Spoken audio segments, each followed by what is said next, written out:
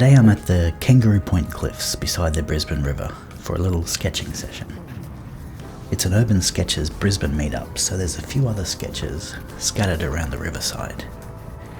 We'll find a good spot with hopefully a nice view, and when I've done my sketch we'll head to the throwdown where everyone places their sketches together so we can check out how others have approached putting a scene down on paper. The Kangaroo Point Cliffs are on the south side of the city, just down and around the corner from South Bank, which is usually the busiest part of the riverside on the weekends, with lots of people out and about enjoying the sunshine. I want to find a nice view that's hopefully in the shade, but it's a really hot day, so I'm sweating like anything. Mostly because of the humidity rather than the temperature. So my main aim is to find a spot with shade. I've got an umbrella with me, but that's not really going to cut it today. I just need to find a big shady tree. There's a few shady spots just back from the riverside and near the cliffs, but I'm looking for one that's out of the path of all the exercisers and general walkers. These cliff faces look really interesting, and for me they're perhaps a little less daunting than a city view.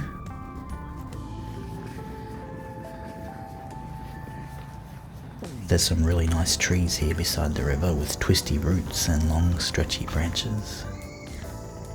And I've found my spot. This is a good uninterrupted view of the cliffs in a quiet area with no one around. Well, a few abseilers who are engrossed in their own activity of climbing up the cliff face. It's a really popular weekend and nighttime activity here at Kangaroo Point. And here's my little setup. I've fit everything into my backpack except my umbrella and a small tripod in a carry case. And I've actually given you a sneak peek at what my sketch ended up like. But depending on the thumbnail I end up using for this video, you know already. Let's start sketching.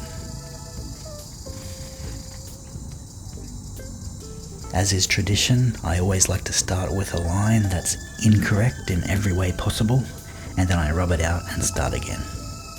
There's a good reason for this. It's because I'm an idiot. So I'll try again, this time hopefully avoiding the same line.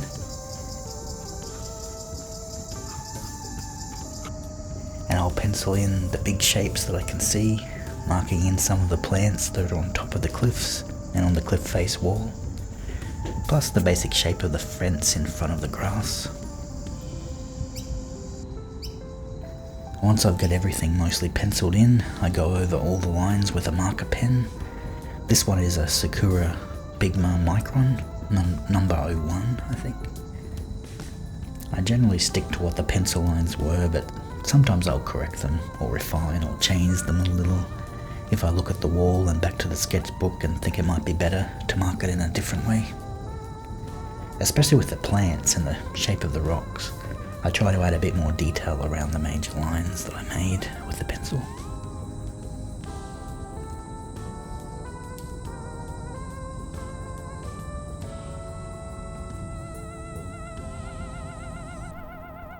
The rocks are actually a special type of material that's used in a lot of heritage buildings and structures across the city. It's called Brisbane Tuff. It looks like it should be pronounced Brisbane Tuff, but I believe the correct pronunciation is Brisbane Tuff. It really has a lot of interesting properties about it, especially for an artist or an urban sketcher. The variety of colours that you can see on the rocks make it a really interesting thing to sketch.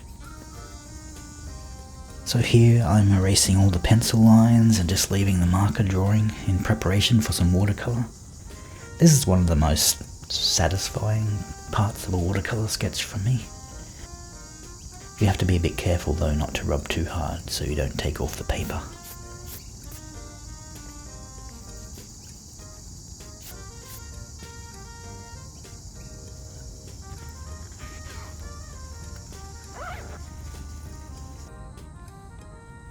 And this is my favourite part of a sketch, adding some colour. Even though I love this part, sometimes it's the part that I get very wrong. A lot of urban sketches use very natural colours that are true to the scene they're drawing, and it really makes a sketch look so wonderful. I sometimes try that too, but I consider myself very much an untrained beginner when it comes to art in general. I'm accumulating knowledge and practice as time passes, and I produce more drawings, but my skill level isn't really where I'd like it to be. I'll get there one day though. But with that said, I really like playing around with bold colours. A lot of the time I'll get it very wrong, but sometimes I end up with a drawing that I really like.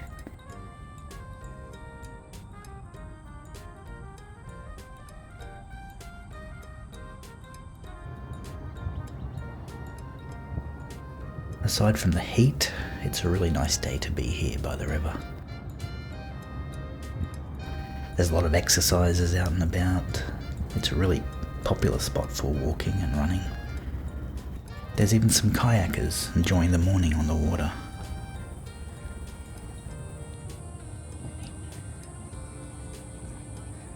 I actually walked here from the start of South Bank. My wife walked some of the way with me, but left for another direction just after the Goodwill Bridge. I was so thirsty and a little dehydrated, so I was so glad that she came back and found me a little bit later and gave me a Gatorade that she brought for me. I would not have felt as okay as I did without that extra drink. In the summer months, I think I need to remember to pack a Gatorade or a Powerade, or my favourite, a Pocari Sweat drink, just to help with the heat and the dehydration.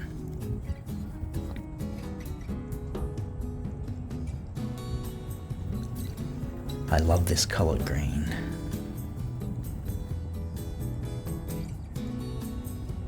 I'm using Daniel Smith watercolours, and I believe this is phthalo green.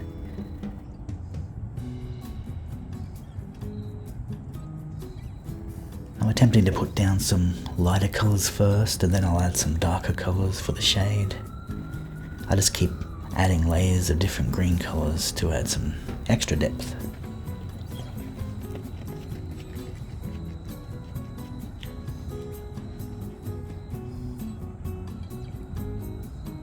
I really like to use bright, happy colours, and I try to create something a little surreal, but still with the essence of the location I'm drawing.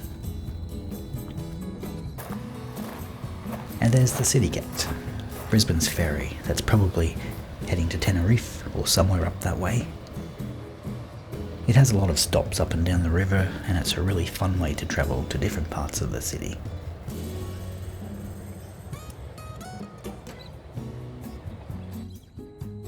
Back with my drawing, I'm doing the same to the other trees at the top of the cliffs. I really like this colour, and I think adding it to different parts of the drawing will pull it all together a little more.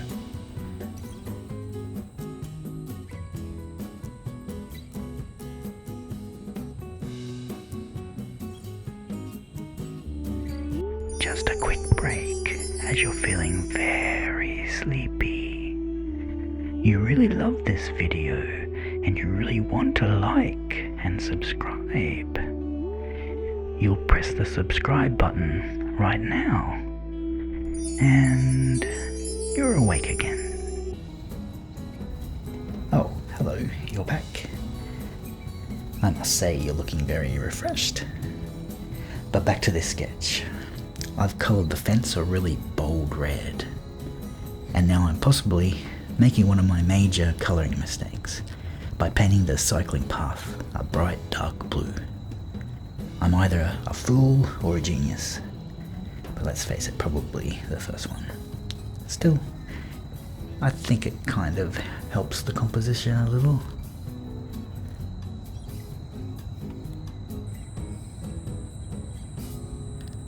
Just a few short marks here to represent the darker shapes scattered on the path. If you're just going by my sketch, you'd be forgiven for thinking that the river is a lot closer to the cliff walls. Except the Brisbane River is brown, not blue. Not that that means anything to me, who's painting a grey path bright blue.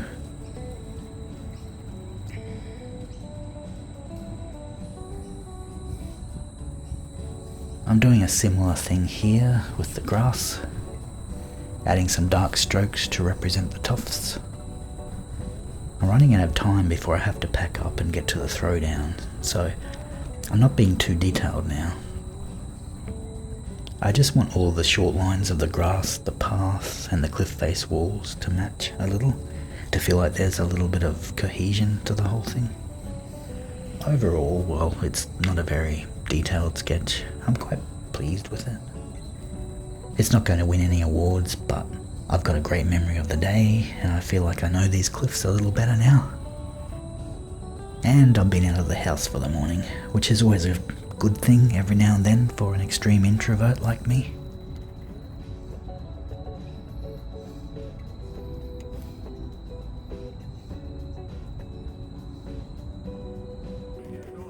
And here's the throwdown.